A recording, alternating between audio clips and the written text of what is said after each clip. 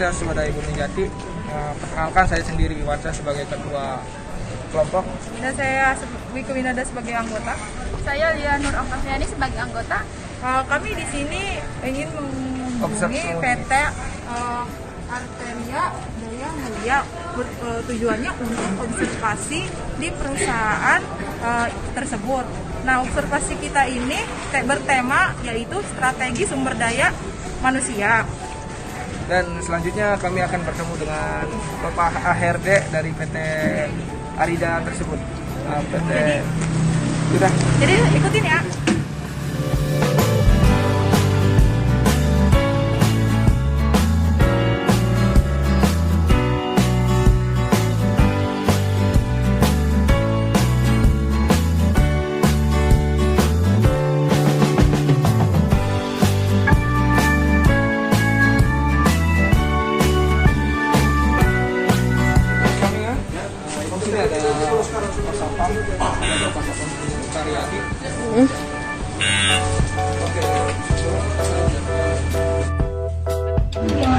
Assalamualaikum warahmatullahi wabarakatuh. Waalaikumsalam warahmatullahi wabarakatuh. Pak, kami dari Universitas Swadaya Gunung Jati UGJ ingin programnya objektif dengan tema strategi sumber daya manusia, Pak. Saya sendiri sebagai ketua kelompok Iwansa. Saya Wika Winada sebagai anggota. Langsung saya ingin menanyakan ke Bapak pada siapa pemimpin sumber daya tinggi SDM itu tertinggi itu untuk melakukan selanjutnya, kayak ada karyawan yang kiranya ada masalah lapor ke siapa gitu, Pak? Untuk semua masalah karyawan itu masuk laporannya ke bagian SDM.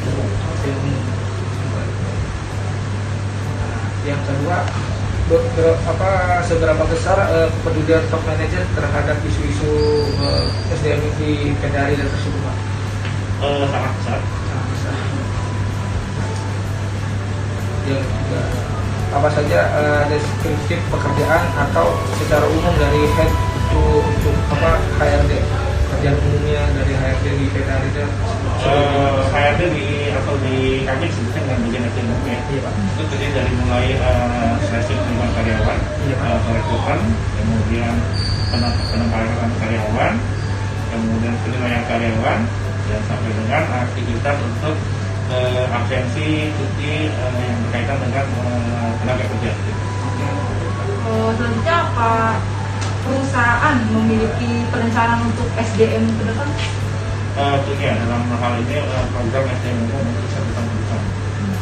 Untuk seperti Jadi mungkin pada saat nanti ada kegiatan pelatihan itu bisa dimasukkan dalam program rencana. Kemudian apabila ada satu bagian produksi yang membutuhkan karyawan atau untuk mengisi kekosongan, itu juga ada program untuk menerima seleksi karyawan. untuk kualifikasi dan kebutuhan perusahaannya itu seperti apa? Dikembalikan kepada kebutuhan dari karyawan yang dimaksud. Jadi misalkan bagian produksi atau bagian staf perkantoran. Dan contoh misalkan untuk bagian staf perkantoran untuk misalkan staf di bagian IT atau komputer, minimal dia sudah memiliki basic komputer seperti itu. Tapi kalau di bagian produksi biasanya minimal SMK atau STM dan dia sudah punya pengalaman sebelumnya. Untuk apakah perusahaan memiliki dan menggunakan standar dalam melakukan seleksi karyawan? Bagaimana prosedurnya? Baik, kenapa kita harus memiliki standar untuk seleksi karyawan? Di sini biar kita melihat bahwa karyawan kita ini apakah sudah sesuai dalam hal penempatannya. Jadi pada saat kita membutuhkan satu orang karyawan untuk ditempatkan di bagian operator, apakah dia sudah sesuai penempatan dia di bagian operator tersebut dengan melihat latar belakang pendidikan dan pengalaman dia.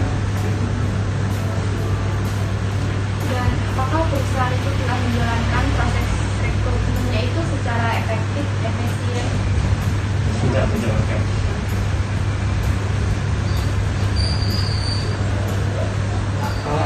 Apakah Pak, bagaimana perusahaan memberikan reward yang membuat karyawan termotivasi untuk kerja lebih baik lagi, Pak? Kayak gimana?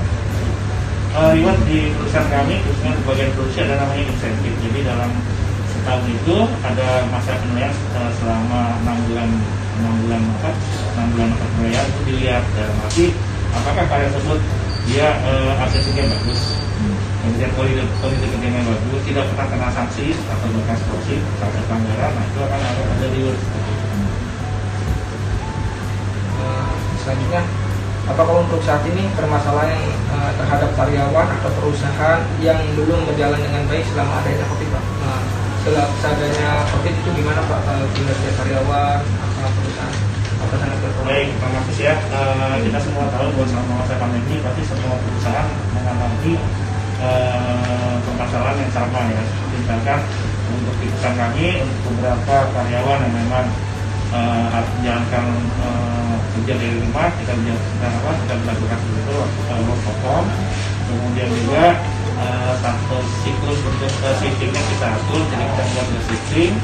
Jadi hal itu memang bisa dikatakan ya untuk ada kinerja karya ini sendiri.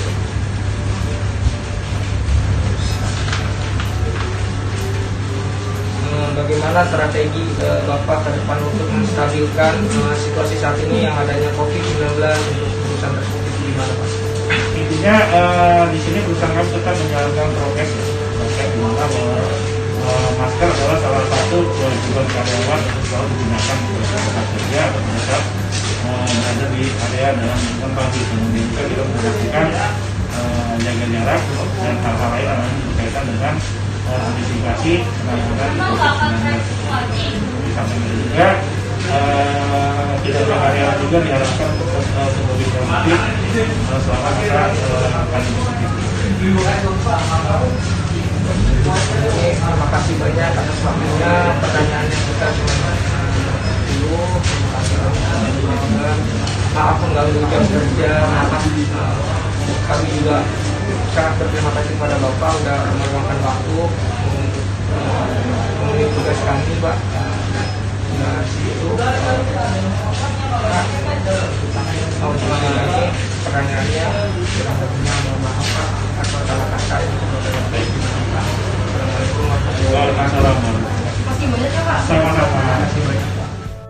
Terima kasih telah mengikuti observasi kami. Kami di sini banyak mengetahui lebih dalam tentang strategi SDM tersebut dari PT Arida ini. Jadi banyak ilmu-ilmu yang kita ambil dari PT tersebut. Mungkin kita berterima kasih kepada HRD PT Arida tersebut telah mengizinkan kelompok kami berobservasi di PT tersebut. Terima kasih. Terima kasih semuanya. Dadah.